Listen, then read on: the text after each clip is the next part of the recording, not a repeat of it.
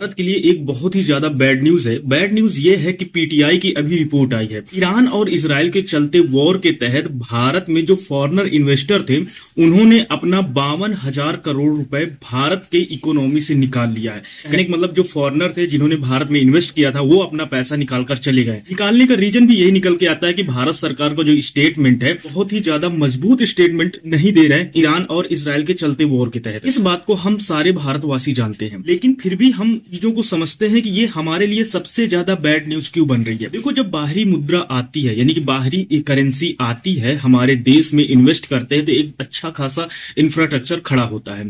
फिर उस बेसिस में फैक्ट्रियां लगती हैं। फैक्ट्रियां लगने के बाद वहां पर लेबर्स यानी कि रोजगार मिलते हैं। अब विदेशी मुद्रा जब आती है तो हम विदेशी मुद्रा से ही हम जब दूसरे देशों से या ऑयल खरीदते हैं या हथियार खरीदते हैं और भी सारी चीजें जो खरीदते हैं वो विदेशी मुद्रा से ही खरीदते हैं। लेकिन जब हमारे पास विदेशी मुद्रा ही नहीं रहेगी तो हम चीजों को कैसे खरीदेंगे। इस तरह से जो पूरा इकोनॉमिकल चेन होती है वो पूरी तरह से कोलैप्स हो जाती है और इसी वजह से भारत की जो करेंसी है वो गिरती भी चली जा रही है। कहने का मतलब है जो अगर इकोनॉमी को स्टेबल बनाना है तो हमारे देश में बाहरी कंपनियों का या बाहरी इन्वेस्टरों को पैसा लगाना बहुत ज्यादा इंपॉर्टेंट पड़ जाता है। अगर भारत का पैसा इतना गिर चुका है कि कोई देश भारत का पैसा नहीं लेना चाहेगा और ना ही आज तक भारत के इतिहास में भारतीय रुपए से कभी हम दूसरे देशों से सामान भी नहीं खरीद पाए। हमेशा जो डील होती है या तो चाइनीज करेंसी में डील होती है यानी कि इंटरनेशनल में, या फिर डॉलर पर डील होती है क्योंकि डॉलर पूरी दुनिया में सबसे मजबूत करेंसी मानी जाती है तो डॉलर में ही डील होती है।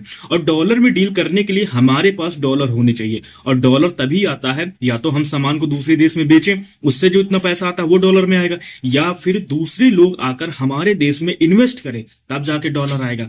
तो इस हिसाब से भारत के लिए बहुत ज्यादा बैड न्यूज है। कहीं ना कहीं भारत की इकोनॉमी डिस्ट्रॉय होने के तौर पर बढ़ती हुई चली जा रही है। ये हमारे भारत के लिए बहुत ज्यादा बैड न्यूज बन जाती है।